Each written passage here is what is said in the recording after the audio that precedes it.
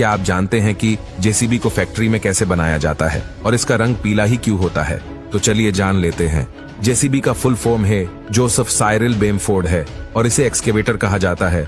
इसे बनाने के लिए सबसे पहले मिलिट्री ग्रेड का क्वालिटी स्टील को प्लांट से यहाँ लाया जाता है, जिसके बाद इन मोटी और भारी भरकम शीट को मैग्नेटिक लिफ्ट से एक एक करके प्लांट के अंदर कन्वे पर रखा जाता है, जिनसे अब एक्सकेवेटर की बॉडी में लगने वाले पार्ट्स को बनाया जाएगा।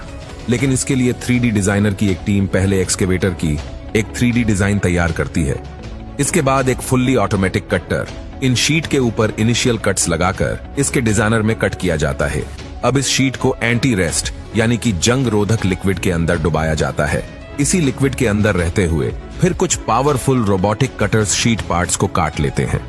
इन अलग कटे हुए पार्ट्स को डिफरेंट टाइप की CNC बेंडिंग मशीन की ओर ले जाया जाता है, जहां इन्हें एक्सकेवेटर के पार्ट्स में लगने वाली शेप में बैंड किया जाता है। हजारों एकड़ में फैले हुए प्लांट की दूसरी यूनिट में एक्सकेवेटर का मजबूत जैकिबी बनाया जा रहा है, जिसके ऊपर बाद में सारे बॉडी पार्ट्स कसे जा रहे हैं। कुछ घंटों की मेहनत के बाद जेसीबी की बॉडी तैयार हो चुकी है, जिसे लोड करके पेंटिंग यूनिट में भेजा जाता है, जहां इसके ऊपर सबसे पहले एंटी रेस्ट की एक लेयर चढ़ाई जाएगी। प्राइमर कोटिंग चढ़ जाने के बाद वापस मैन असेंबली हॉल में इसे लाया जाता है, जहां सबसे पहले इसके अंदर कुछ ऐसे इंटरलॉकिंग चैन व्हील चढ़ाए जाते हैं। वही एक दूसरे यूनिट के अंदर एक्सकेवेटर के ऊपर का हिस्सा तैयार किया जाता है। अब वापस आपको मैन असेंबली रूम में लेकर चलते हैं। यहाँ आपको देखने को मिलेगा कि अशोरिंग को चेसी बॉडी में अटैच कैसे किया जा रहा है। ये एक्सकेवेटर का वो पार्ट होता है जिसकी मदद से इस मशीन का ड्राइवर इसे 360 डिग्री तक गोल गोल घुमा सकता है। इसमें एक 1 ग्रेड यानी कि दुनिया का सबसे महंगा और सबसे अच्छी क्वालिटी का ग्रीस इस्तेमाल किया जाता है और इसकी ग्रीसिंग की जाती है। अब एक्सकेवेटर की लोअर और अपर पार्ट्स को एक एक्सपर्ट इंजीनियर की देखरेख में अटैच किया जाता है। वहीं दूसरी तरफ पेंटिंग हॉल में पेंटर्स और कुछ वर्कर्स रोबोटिक आर्म्स से पार्ट्स को पीले कलर से पेंट करते हैं।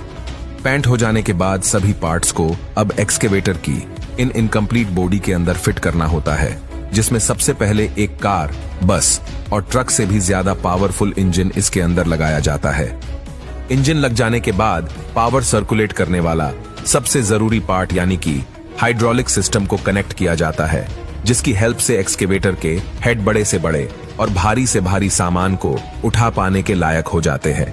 बाकी के सारे जरूरी पार्ट्स प्रॉपर्ली इनबिल्ट करने और कस देने के बाद इसके टॉप में जो ड्राइवर का कैबिन होता है उसे रेडी किया जाता है, जिसके अंदर गियर्स, स्टीयरिंग के साथ ऑपरेटिंग के लिए सारे छोटे बड़े जरूरी पार्ट्स के साथ मॉनिटर भी लगा दिया जाता है।